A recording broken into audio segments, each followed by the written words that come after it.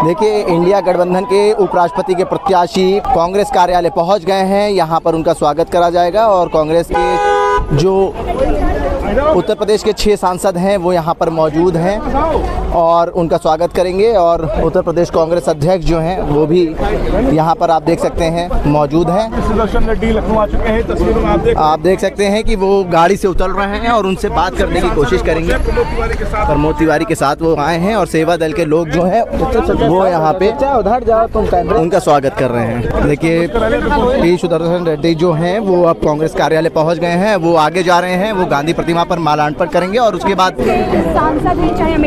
देखिए आराधना मिश्रा मुना और अजय राय इनका स्वागत कर रहे हैं और तमाम सांसद जो हैं वो यहाँ पर मौजूद हैं। इसके बाद वो समाजवादी पार्टी के कार्यालय जाएंगे, वहाँ पर वो मीडिया कर्मियों से भी मुखातिब होंगे। आप देख सकते हैं कि सुदर्शन रेड्डी जो हैं वो गांधी प्रतिमा तक आ रहे हैं और यहाँ पर वो माल्यार्पण करेंगे। देखिए,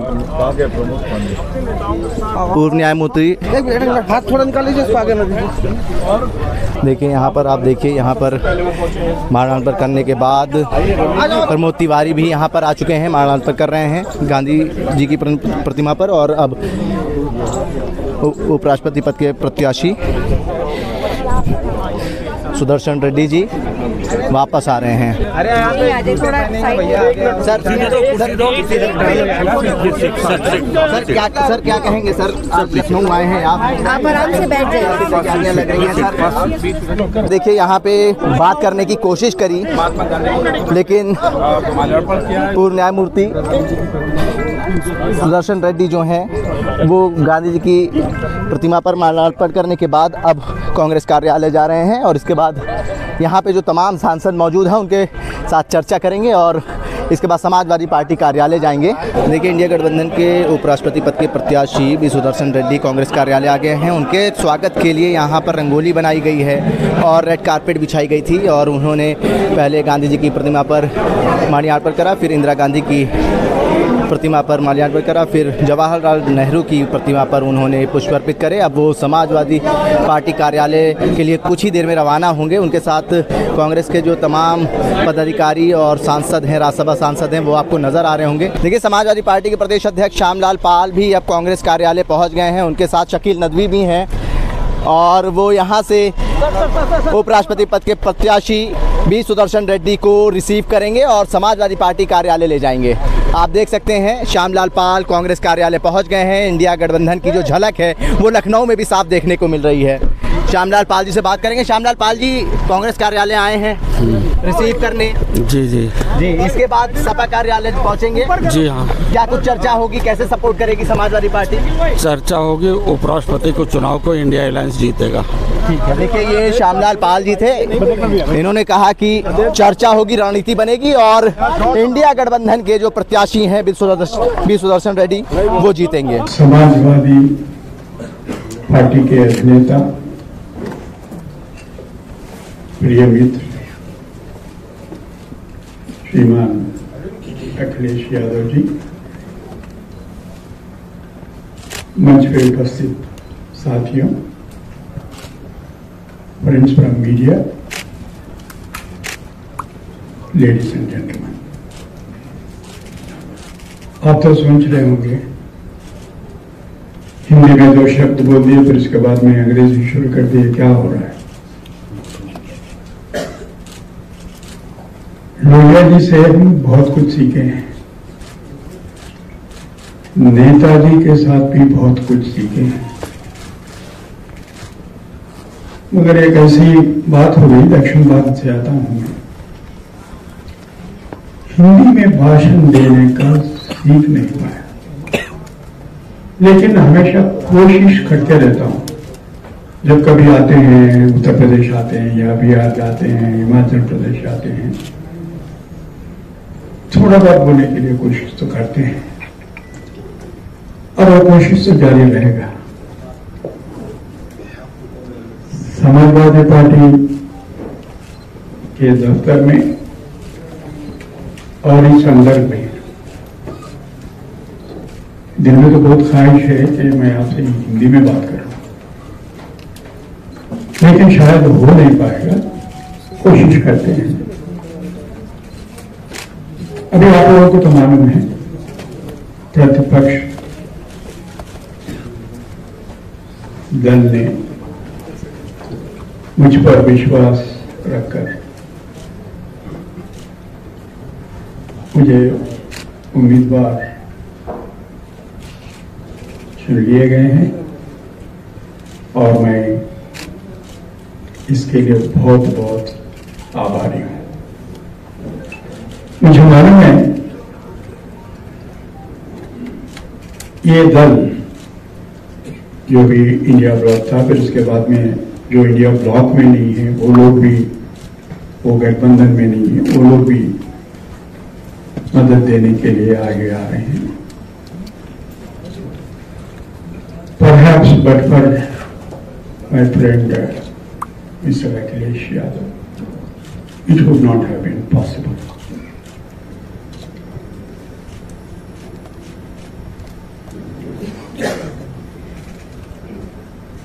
अभी दिल्ली में केजरीवाल जी से मिला था, परसों मैं चेन्नई में था, तिरु स्टालिन जी से मुलाकात हुई, फिर रोज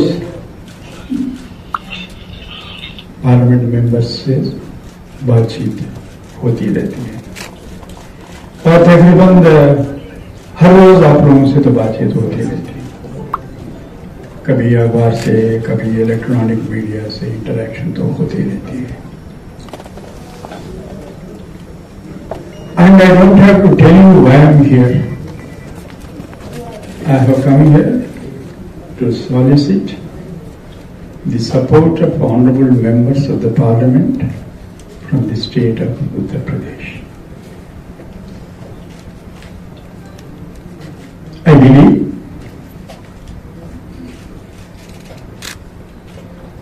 the office of the Vice President of India, which is only next to that of President of India, is not a political office. It's a high constitutional office. अभी श्रीमान अखिलेश जी बोलते हुए एक बात आपके सामने रखी दी है कि ये कोई पॉलिटिकल इशू नहीं है और हम लोगों को इससे अच्छा कैंडिडेट कहां मिलता था, इसलिए हम सब सर्वसम्मति से जस्टिस रेड्डी को आपके सामने खड़ा कर दिए, इतना तो बोल ही दिए। अब उनसे मैं समर्थन फिर आपके सामने पूछने की जरूरत नहीं है मुझे, क्योंकि मैं यहां पे खड़े होकर आपके सामने जो बात कर रहा हूं उसके पीछे उनका बहुत बड़ा रोल है। अभी मैं कोई पॉलिटिकल इश्यूज पे बात नहीं करूंगा, इसलिए मैं आपको बोल रहा हूं कि ये पॉलिटिकल ऑफिस नहीं है। And my journey with this constitution of India has begun in the year 1971 when I have entered the bar. और यहाँ पे लिखा हुआ preamble is stating at us. Those are the values for which I stood and assured the nation through you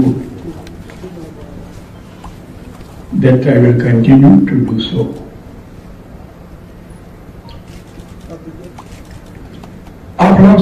आप लोगों में से कुछ लोग पूछे हैं मुझे, why you have entered into thicket of this political arena?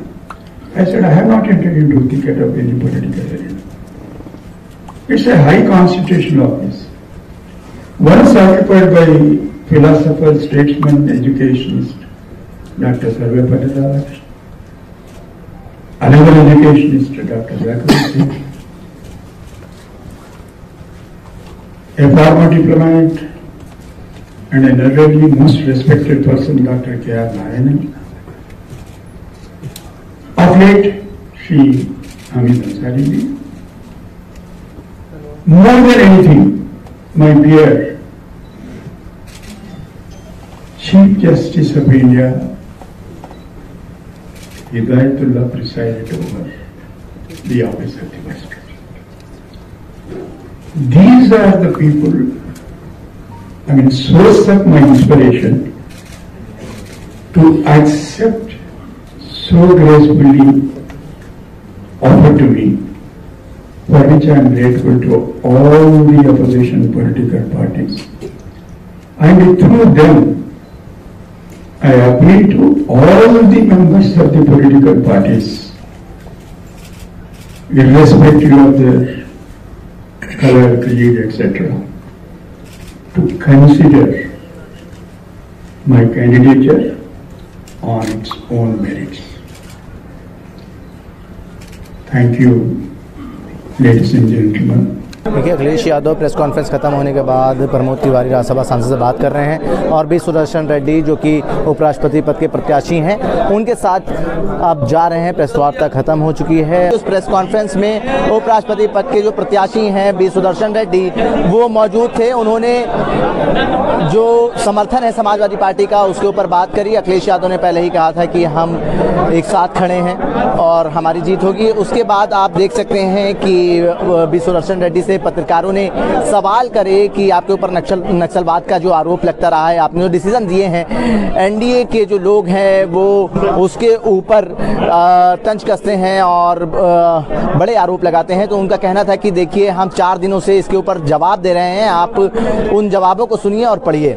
उनसे पूछा गया कि क्या जो संवैधानिक संस्थाएं हैं वो क्या अपने रास्ते से भटक गई है, उसके ऊपर उन्होंने जवाब दिया और अखिलेश यादव का धन्यवाद उन्होंने कहा कि आप हमारे साथ हैं और हमारी जीत होगी। भारत एक सोच के लिए, आकिब मिराज खान, लखनऊ।